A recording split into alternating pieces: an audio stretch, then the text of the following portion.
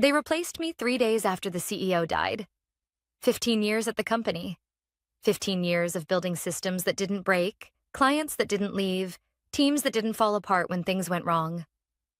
And 3 days after his funeral, I was sitting in a glass-walled conference room while the CFO smiled at me like we were discussing lunch plans. "We've decided to move in a different direction," he said, effective immediately. I already knew what was coming. The nephew had been circling for months. They didn't even pretend it was about performance. That was the part that still amazed me. No warning, no improvement plan, no manufactured mistakes pulled from thin air. Just honesty, wrapped in arrogance. "He does a lot more than you already," the CFO continued, folding his hands on the table. "He brings fresh energy, new ideas. He deserves the role." I nodded slowly, as if I were considering his words instead of cataloging them. The nephew sat 2 seats down, trying very hard not to look pleased. 26 years old, business degree, 1 internship, unlimited confidence. He'd been introduced to the company as someone we're grooming for leadership, which usually meant I was expected to clean up after him quietly. Now, apparently, I was the obstacle. "I see," I said. My voice didn't shake. That seemed to disappoint them. "We appreciate everything you've done for the company," the CFO added, already reaching for the folder in front of him. "HR will walk you through the exit process. Severance, benefits, all standard." Standard. That word always gets used when people are trying to make something unfair sound inevitable. I looked around the room. Same table I'd sat at every Monday morning for over a decade. Same view of the city I'd watched change while I stayed late fixing problems no one else wanted to own. I remembered the CEO sitting in this exact chair, tapping his pen when he was thinking. He would have hated this, but he wasn't here anymore. And they knew it. "I want to say congratulations," I said, turning toward the nephew. His head snapped up, surprised. "You have big shoes to fill," I continued calmly. "I hope the transition goes smoothly." The CFO raised an eyebrow. "That's very professional of you, Maria." "I care about the company," I replied.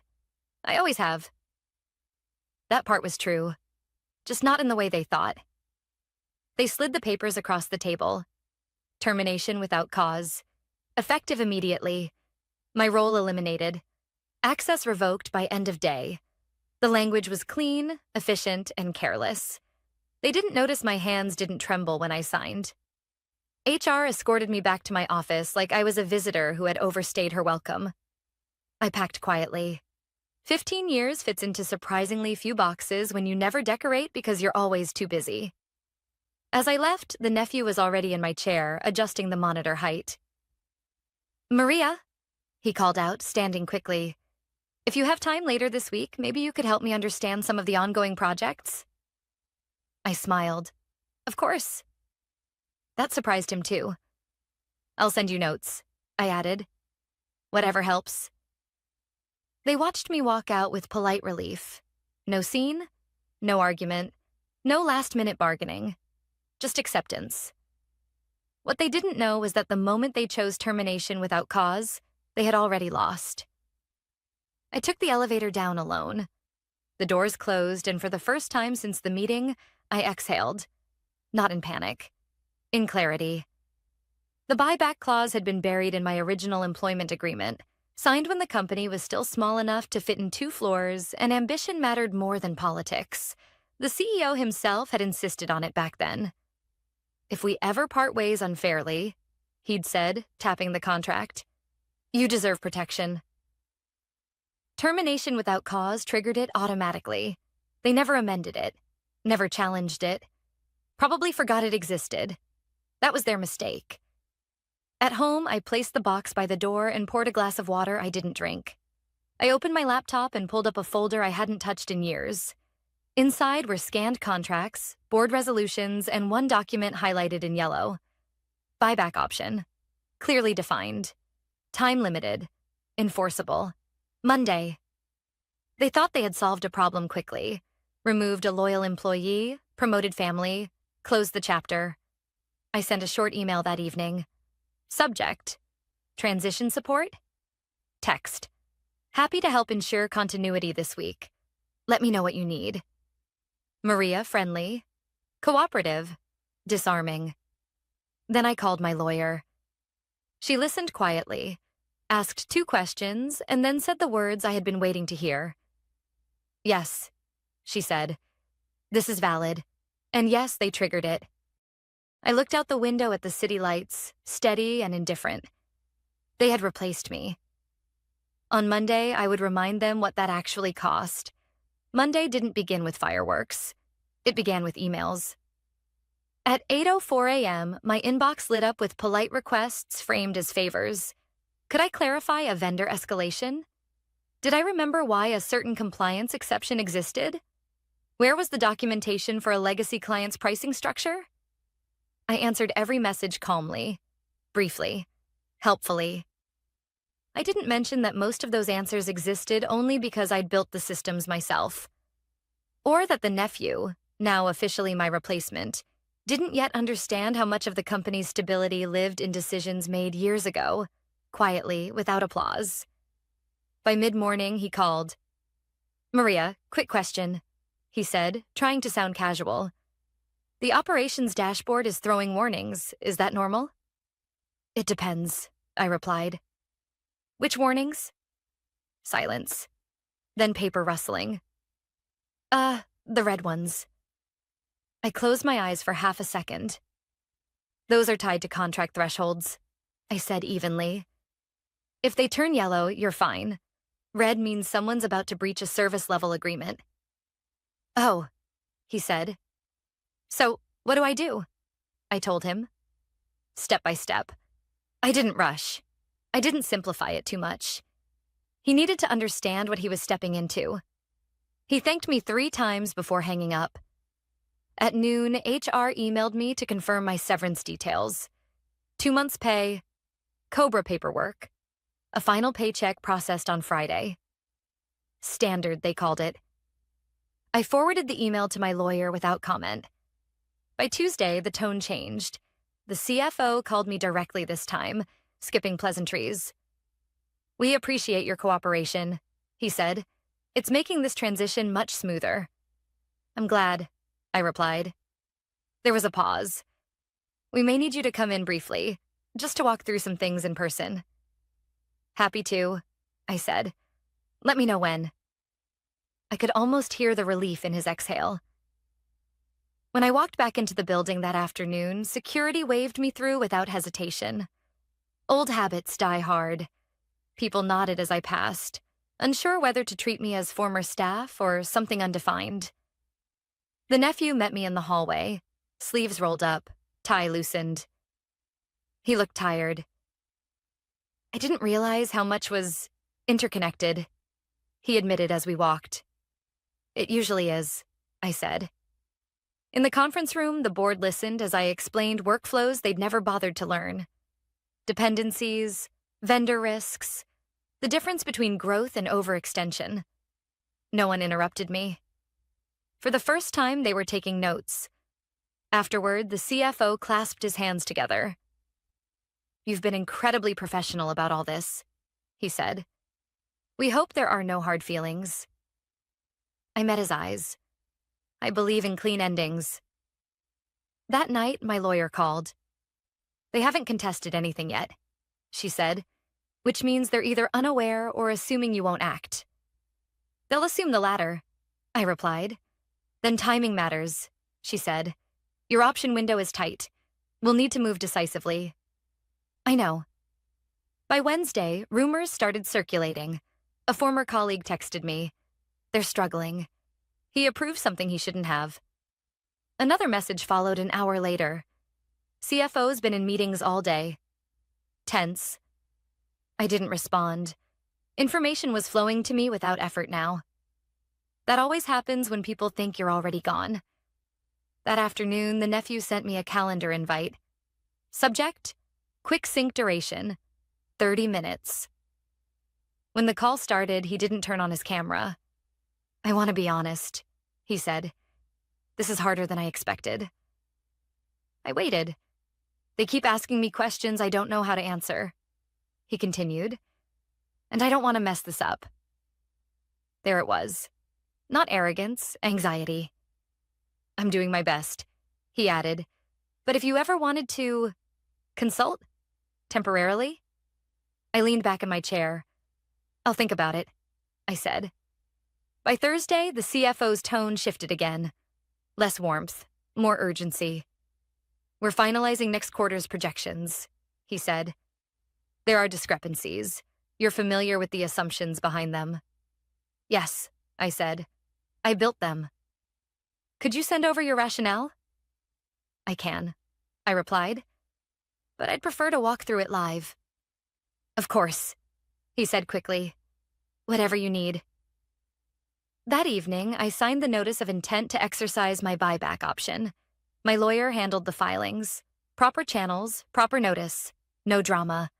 Friday morning, I watched the delivery confirmation come through. Received, 9:12 a.m. By 9:30, my phone started ringing.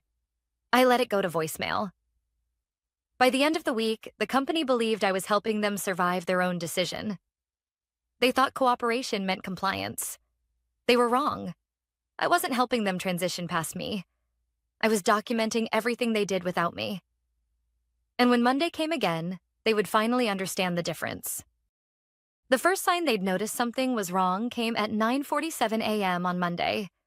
My lawyer forwarded me a single-line email from the company's outside counsel requesting an informal discussion regarding contractual matters.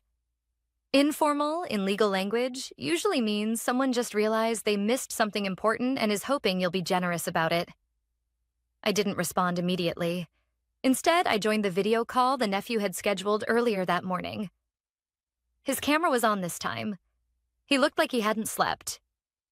Thanks for making time, he said quickly. We're reviewing historical agreements and a few things aren't lining up. That happens, I replied. There's a provision in your old employment contract, he continued, glancing off screen. Something about equity. I waited. Silence is useful when people are nervous. The CFO thinks it's outdated, he added, or possibly superseded by later agreements. I'm sure your legal team will sort it out, I said. He swallowed. They're asking whether you intend to act on it. I already have, I replied. The call ended shortly after that. At 10:30, the CFO called. No greeting this time. Maria, he said, his voice tight. We received a notice from your attorney. Yes. You want to exercise a buyback option, he said, as if saying it out loud might make it sound less real. That's correct. That clause was never meant for a situation like this, he snapped. You were compensated fairly, promoted, trusted. None of which negates termination without cause, I said evenly. You're exploiting a technicality, he said. No, I replied. I'm enforcing an agreement your company drafted and signed. There was a pause, longer this time. We need to discuss valuation, he said finally. I agree, I said. That's in the clause too. By noon, a meeting invite appeared on my calendar. Emergency board session. Outside counsel present. I attended remotely. The screen filled with familiar faces, all of them tense. The nephew sat slightly off to the side, silent. The lawyer spoke first. The company's position is that the buyback provision is ambiguous. It isn't, my lawyer replied. It's conditional. The condition was met. Another board member leaned forward.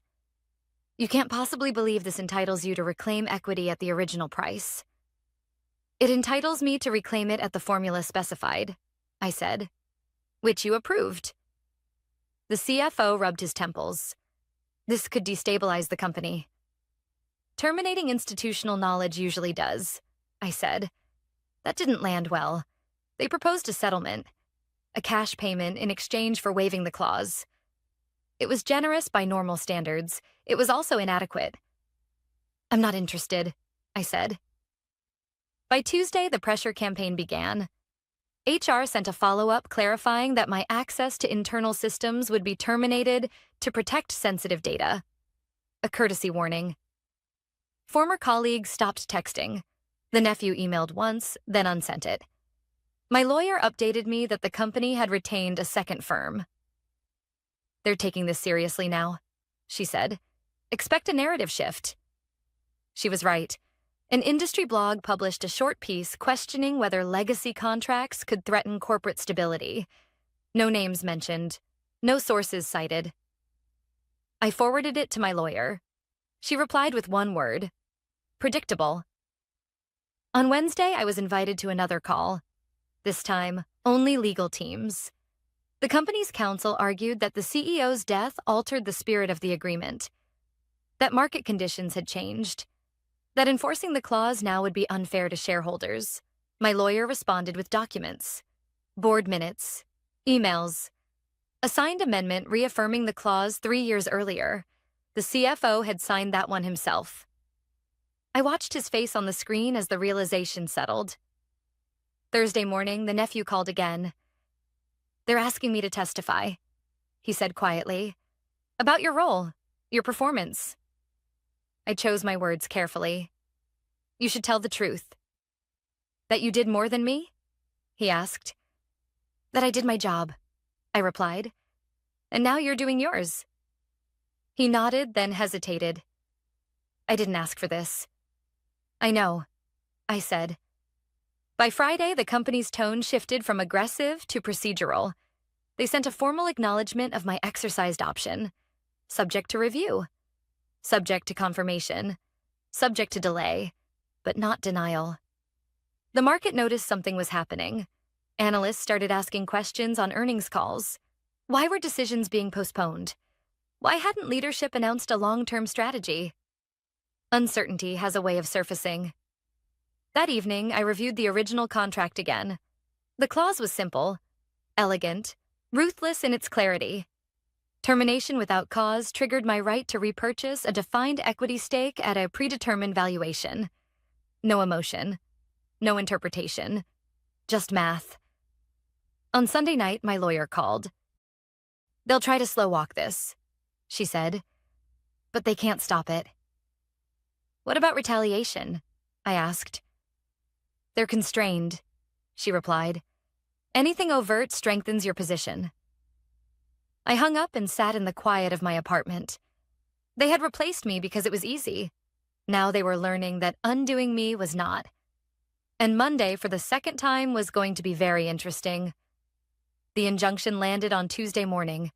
Not dramatic, not public. Just a court-stamped order delivered to the company's legal inbox at 8:13 a.m., freezing any equity restructuring, executive compensation changes, or asset transfers until the buyback process was resolved. By 8:20, my phone was ringing. I let it ring. At 8:41, my lawyer called instead. "It's granted," she said. "Narrow, clean, exactly what we asked for." "Good," I replied. "They're furious." "I expected that."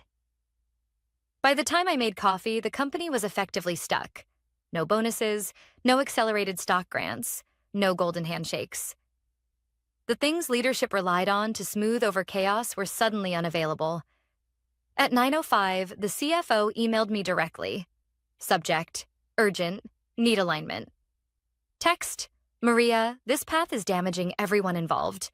We should speak today." I didn't respond. At 9:30, the nephew tried again. "I think they underestimated how serious this was," he said, voice low. "They're scrambling." "They usually do," I said. "They're asking me to sign off on decisions I don't fully understand," he continued. "And now legal says we can't move on anything." I paused. "That's what happens when governance breaks down." He sighed. "What do you actually want?" I didn't answer immediately. "I want the agreement honored," I said finally. "Nothing more." That afternoon, the board convened without inviting me. It didn't matter. Under the injunction, they couldn't act meaningfully anyway. What they could do was argue. And they did. By Wednesday, my lawyer forwarded internal emails produced in discovery. Not privileged, sloppy, written in haste. One board member questioned whether firing me had been necessary at all. Another asked whether HR had documented any cause. Someone else replied that it felt like the right moment. That email would matter later. The CFO, meanwhile, was trying to reframe the story. He called investors individually, assuring them the situation was contained, that it was a legacy issue, that leadership remained stable, but investors read filings, and they noticed when companies stopped making moves. On Thursday, an analyst note circulated quietly. Governance uncertainty may present downside risk. It wasn't accusatory. It was worse. It was cautious. That same day, the nephew resigned. He didn't announce it publicly. He sent a short internal note thanking everyone for the opportunity and citing personal reasons. He called me an hour later. "I can't be the face of this," he said. "It was never supposed to turn into a legal war." "I understand," I replied. "I told them I wouldn't testify against you," he added, "or for them." "That was wise," I said. With his exit, the CFO's position weakened significantly. The replacement they'd rushed through was gone, and the role was vacant again. Only this time, the court order prevented them from appointing anyone new. By Friday, the company had a leadership gap it couldn't legally fill. That's when the tone changed. The CFO requested mediation. Not a call. Not an email. Formal mediation. I agreed. The mediator was neutral, experienced, and unimpressed by emotion. She asked for positions, not speeches. The company offered to accelerate severance, increase the settlement, add consulting fees. I declined. They suggested modifying the clause retroactively. My lawyer smiled politely. "That would require her consent," she said, "which she does not give." After 3 hours, the mediator leaned back. "What if the buyback proceeds?" she asked, "and the company retains you in an interim capacity?" Silence filled the room. I spoke carefully. "Under what authority?" The CFO cleared his throat. "We'd need to restructure governance." "Including the board," I said. "Yes," he admitted. "And operational control during the transition," I added. Another pause. "We could discuss that," he said. That was the moment I knew they were out of options. By Sunday evening, my lawyer confirmed what we'd been working toward. The valuation formula had been triggered. The numbers were locked. Funding mechanisms identified. Timelines enforceable. "They can delay," she said. "But every delay costs them leverage." "And credibility," I added. Monday morning, I walked past the building again. Lights were on in offices that should have been empty. Crisis hours, emergency meetings, the kind of week that exposes who actually understands the business. I didn't go inside. At noon, the CFO called one last time. "We misjudged you," he said quietly. No anger now, just fatigue. "Yes," I replied. "If this goes through," he continued, "the board will need to answer for it." "They should," I said. A long pause. "What happens to us?" he asked.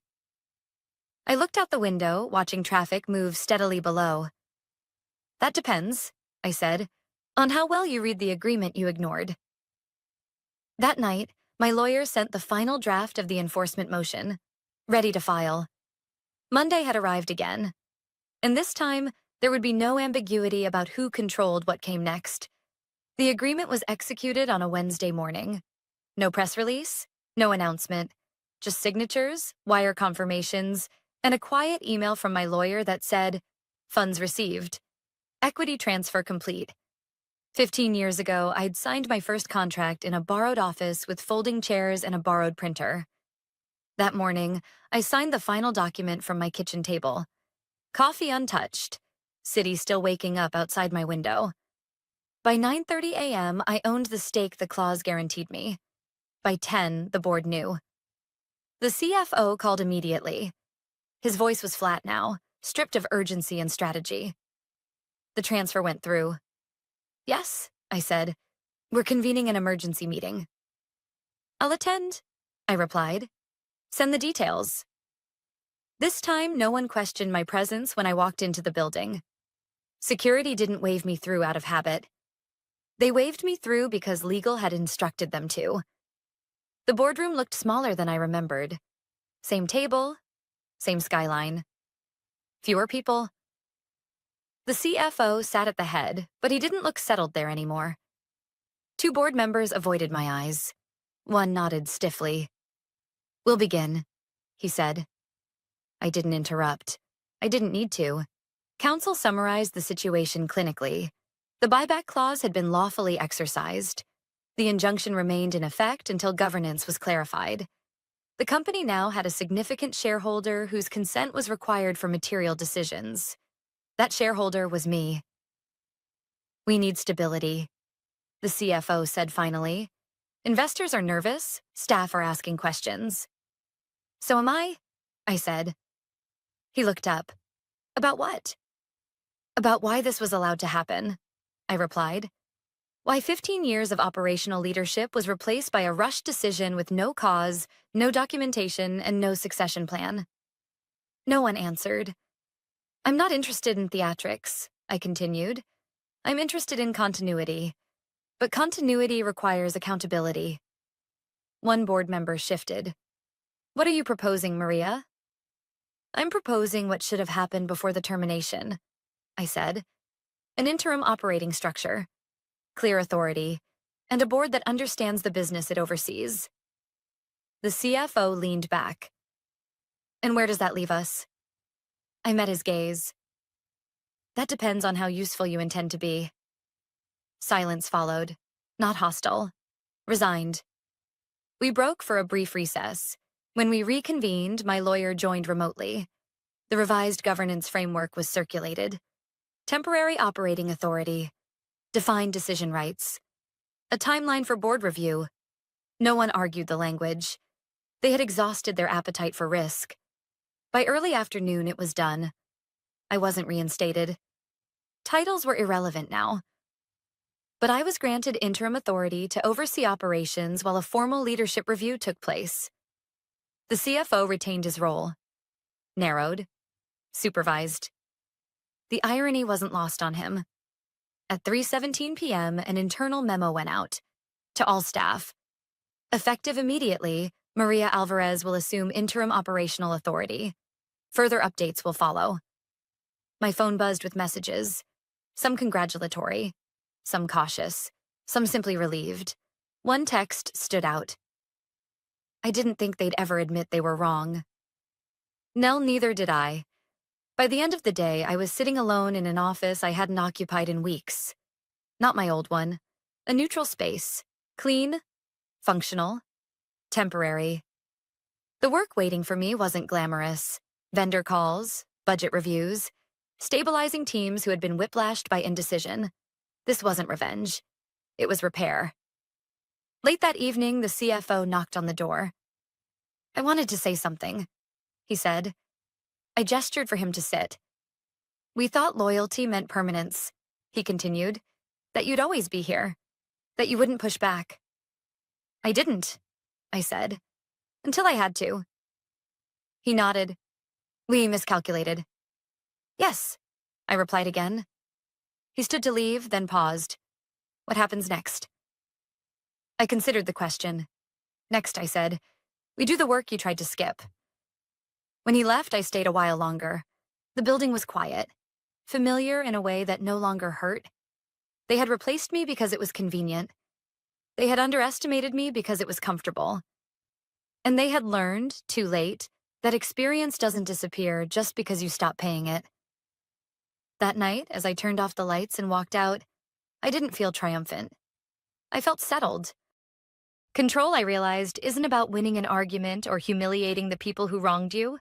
It's about having the leverage to decide what happens next, and the discipline to use it properly. They had fired me to move on. Instead, they gave me the final say. And that was enough.